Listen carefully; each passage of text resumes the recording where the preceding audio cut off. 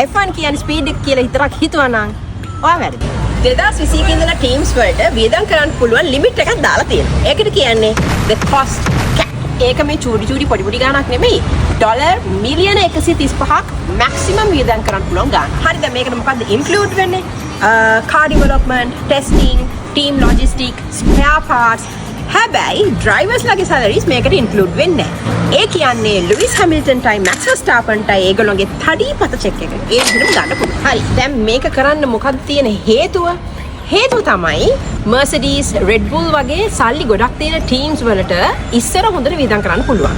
හැබැයි දැන් මේ රූල් එක ගෙනාවට පස්සේ Haas වගේ පොඩි ටීම්ස් එක්ක අරගොල්ලන්ට බජට් එක ලිමිට් එකක් දැම්මහම ඒගොල්ලෝ ඔක්කොම ඒ බජට් එක ඇතුලේ තමයි කාර් එක ඩෙවලොප් කරන්න ඕන. 2021 දී Red Bull ටීම් එක මේ ලිමිට් එක ඩොලර් මිලියන 2කින් ඉක්මවලා ගිහිලා තිබ්බා. ඒ කියන්නේ ඩොලර් 135කට වැඩියෙන් ඒගොල්ලෝ වියදම් කරලා තිබ්බා.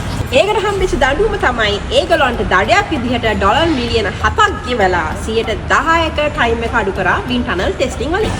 කොස්ට් කැප් එකෙන් කියන්නේ සල්ලි පිළිබඳ ප්‍රශ්නයක් නෙමෙයි.